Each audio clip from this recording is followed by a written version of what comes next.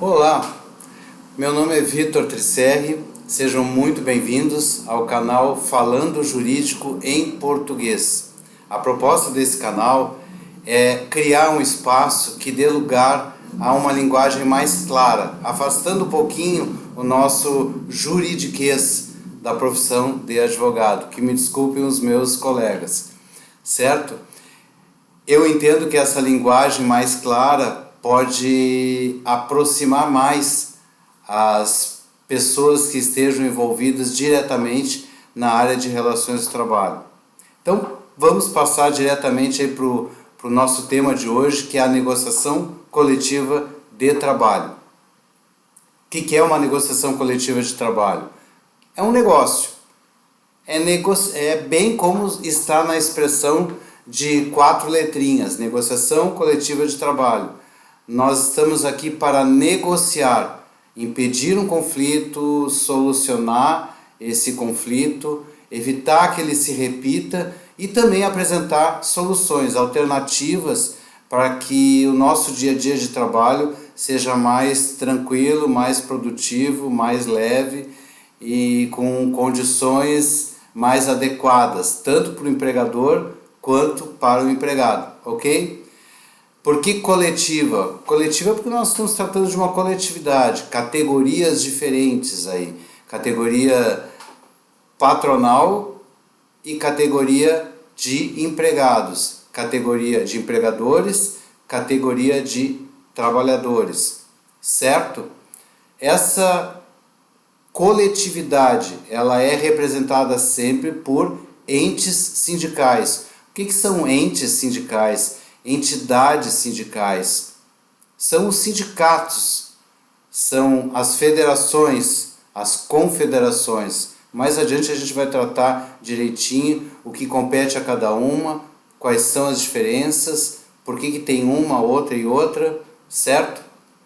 E o trabalho, dentro da expressão negociação coletiva de trabalho, porque é uma negociação dirigida às relações de trabalho, tá bom? Na sequência, a gente procura esclarecer um pouco aqui por que da negociação coletiva, o que ela busca? Ela busca consenso. Para que consenso? Para que eu possa redigir um instrumento. Que tipo de instrumento? Um acordo coletivo de trabalho ou uma convenção coletiva de trabalho. Mas a gente também vai tratar das diferenças, para que serve cada um desses instrumentos. O importante é que se tenha uma negociação para buscar um consenso e redigir esse instrumento coletivo de trabalho, que nada mais é do que um contrato estabelecido entre partes diferentes, certo? Esse instrumento ele deve ter regras bastante claras, porque esse instrumento é o resultado final de uma negociação coletiva de trabalho, certo?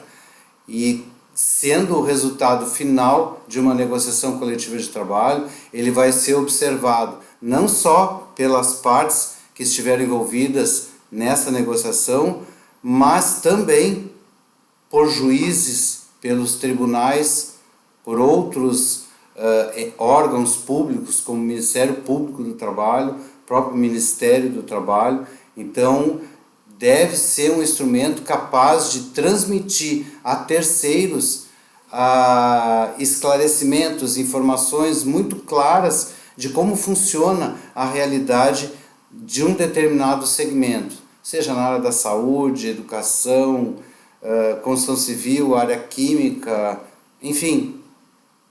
Eu preciso, com esse instrumento, mostrar a quem precisa observar esse instrumento mais adiante como funciona a minha realidade, certo?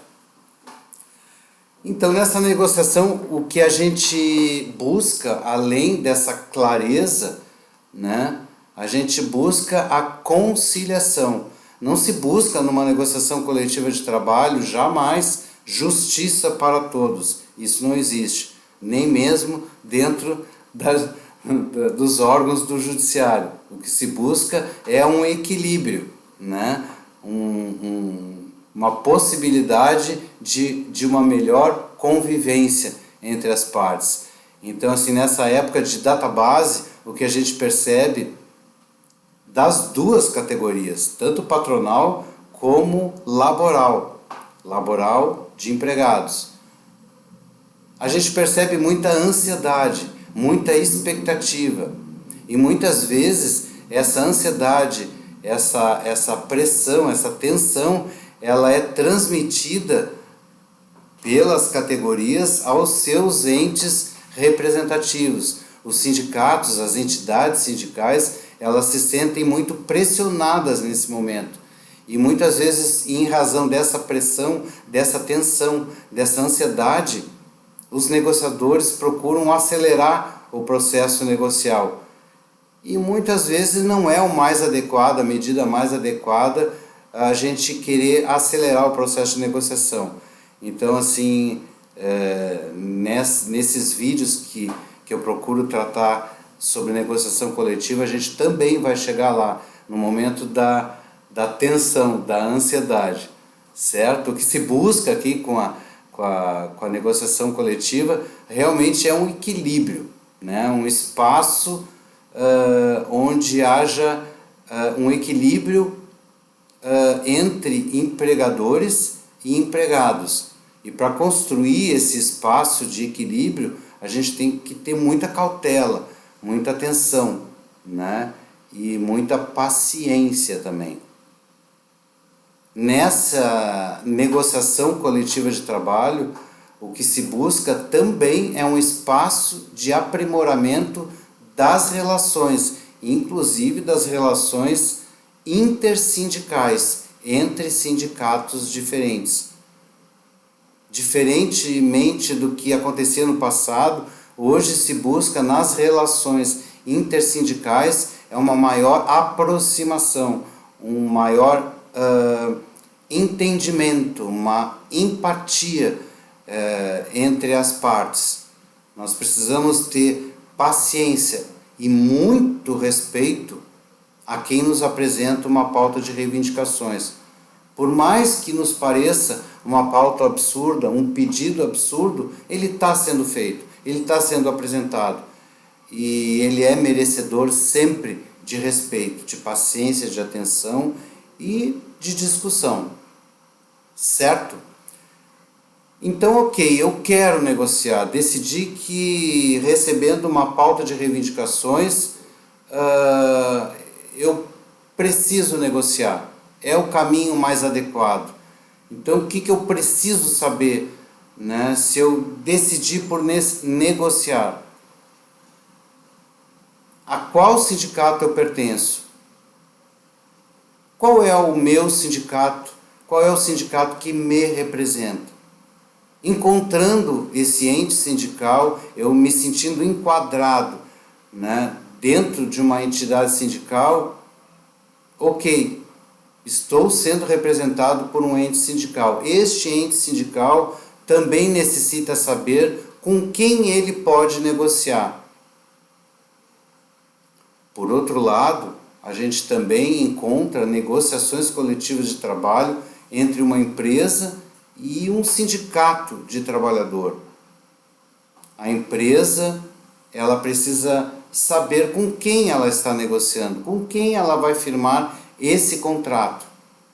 E é muito importante que se saiba já, antes de iniciar a negociação, se aquele sindicato ele tem capacidade, poderes para negociar. Não basta ele ter simplesmente sido criado. Não basta que a CLT reconheça a existência de um sindicato. Ele precisa estar capacitado, apto a negociar. Ele precisa ter uma procuração dos seus representados. Inicialmente, será que esse sindicato ele está com aquela diretoria com mandato vigente? Será que já não expirou? Porque se expirou, ele não tem capacidade para firmar uma convenção coletiva. Certo? Então, assim, puxa, recebi uma pauta de reivindicações de um sindicato de trabalhador. Será que ele está apto? Será que ele é o sindicato adequado? Será que ele representa a categoria dos meus empregados? Será que ele tem abrangência nessa região, nesse meu município, nessa minha cidade? Ele pode atuar nessa cidade? Está escrito lá no estatuto social dele que ele representa os meus trabalhadores nessa cidade? Eu vou deixar na descrição deste vídeo um link do Cadastro Nacional de Entidades Sindicais. Olha o tamanho do nome. Eu sempre chamo de CNES, que é muito mais simples, né? Então, o link do CNES, que é o Cadastro Nacional de Entidades Sindicais, ele permite que você visualize se aquele sindicato está capacitado a sentar numa mesa de negociações e lá no fim desse processo firmar aquele instrumento coletivo de trabalho, ok? Essa consulta é sempre feita pelo CNPJ dessa entidade sindical. Porque a gente não escolhe a entidade sindical, né? Muitas vezes eu recebo consultas no sentido de, olha, eu estou insatisfeito com o meu sindicato aqui na minha cidade, porque tem um sindicato ali na esquina que ele é muito mais atuante. Eu não posso escolher o sindicato, não é porque eu pertenço à área do sindicato da educação e ele é pouco atuante, e lá na esquina tem um sindicato da indústria química que firma convenções coletivas e acordos coletivos, e, enfim, todo ano estabelecem cláusulas, negociam e tem êxito, e o meu sindicato aqui do outro lado da rua, ele não consegue nenhuma conquista. Passa ano, entra ano e a gente não consegue resolver os nossos problemas. Talvez aí esteja faltando maior participação sua dentro dessa entidade. Muitas vezes a categoria, por estar correndo mesmo, o trabalhador ele não tem tempo de sair do seu serviço, à noite ele vai para faculdade, vai para a escola, ele não tem tempo, tem que atender a família e não tem tempo de estar participando de uma assembleia. O empresário, o empregador, por sua vez, também está sempre muito ocupado com reuniões, com os seus empreendimentos e não consegue participar de uma assembleia da categoria, da sua categoria patronal. Mas é importante se dedicar alguns momentos, alguns minutos, algumas horas por ano para poder manifestar a sua vontade. Porque dessa Assembleia Geral da categoria vai resultar uma ata que é a procuração que permite o sindicato patronal e o sindicato dos trabalhadores assentar numa mesa de negociação e lá no fim assinar um instrumento coletivo de trabalho, certo? Então eu tenho que estar sabendo muito bem a qual sindicato eu estou ligado, se ele tem realmente capacidade e saber exatamente em qual sindicato eu devo estar enquadrado. Eu não posso simplesmente atravessar a rua, me inscrever como filiado num outro sindicato, porque ele legalmente não vai estar representando a sua atividade laboral, a sua atividade econômica, certo? Então, ok, né? Sabendo qual sindicato eu estou ligado, eu preciso saber o que eu pretendo negociar, né?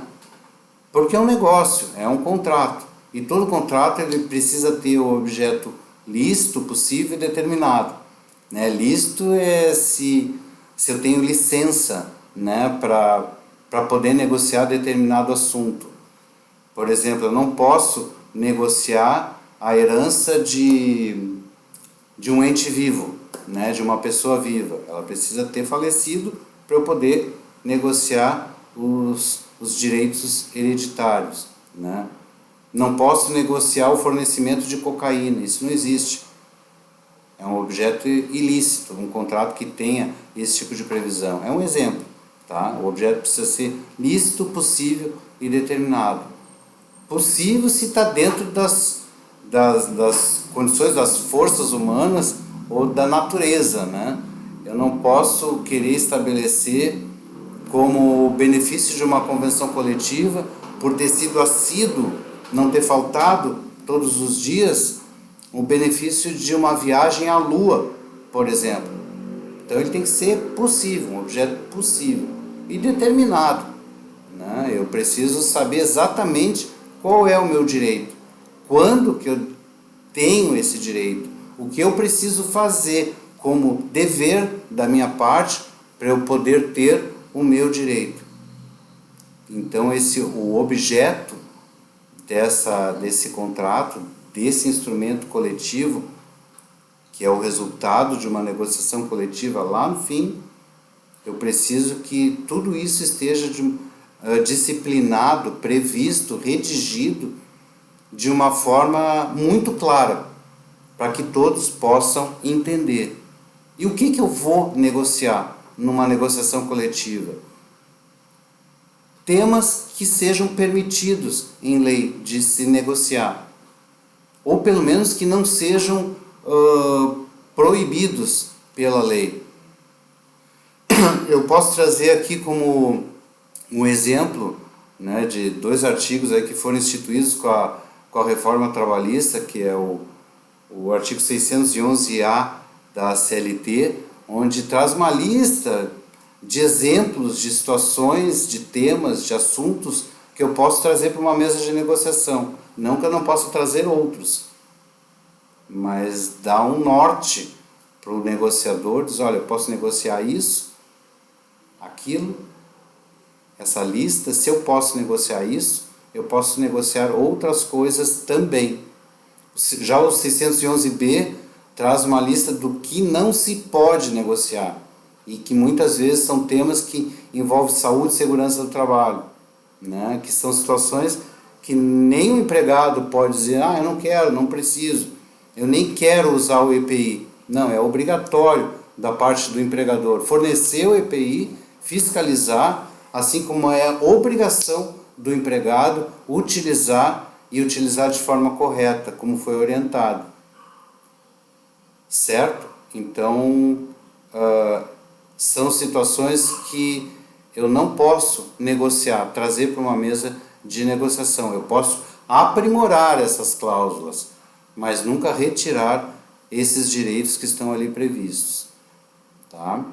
Então, para que serve uma negociação coletiva de trabalho? É para criar normas mesmo, criar direitos e deveres, tá? Evitar aquelas discussões intermináveis na justiça do trabalho. Talvez trazer aquelas discussões intermináveis da justiça do trabalho para dentro de uma negociação coletiva de trabalho, para que resulte naquele instrumento coletivo de trabalho. Por que eu faço isso? Porque o instrumento coletivo de trabalho, que é a convenção coletiva ou o acordo coletivo, esses instrumentos, eles têm força de lei. Eles estão amparados pela Constituição Federal de 1988.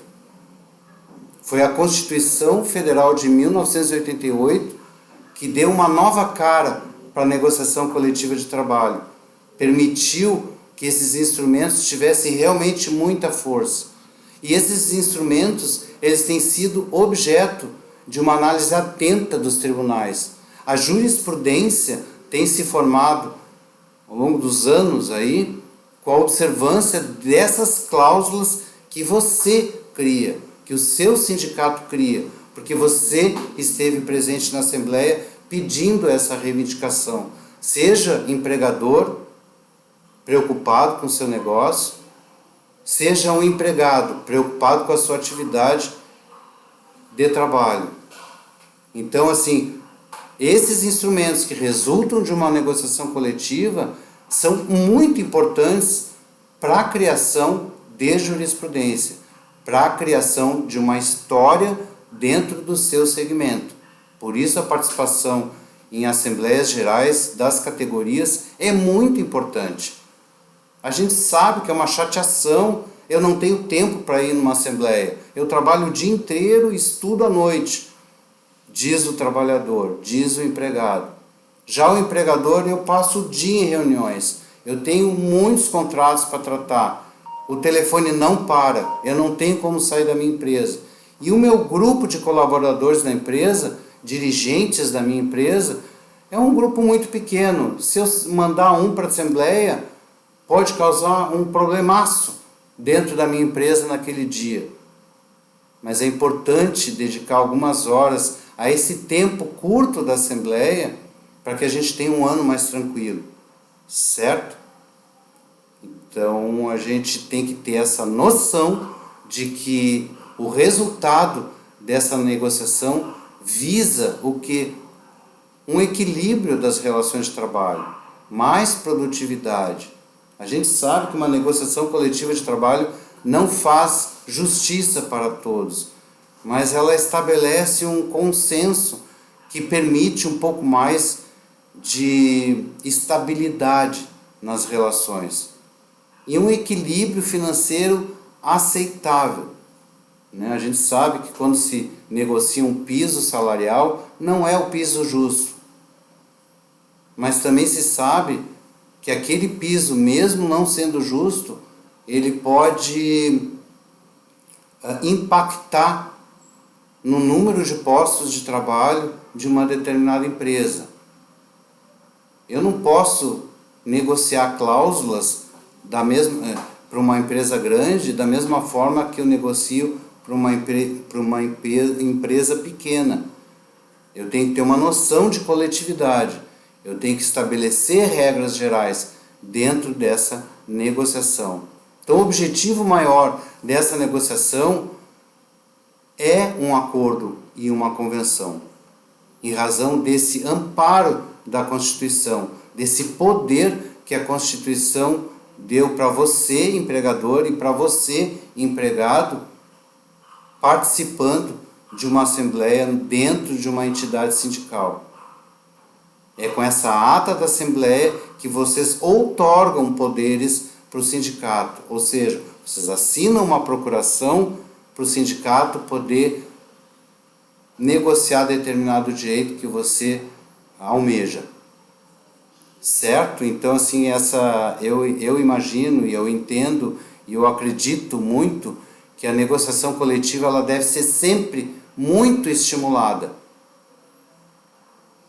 Mas eu não devo negociar qualquer coisa com qualquer um a qualquer momento, sob pena de nós tumultuarmos as relações de trabalho. Nós precisamos de uma tranquilidade no nosso dia a dia. E não podemos estabelecer negociações coletivas de trabalho a todo momento. Tivemos exceções na época da pandemia. Já citei isso num vídeo anterior.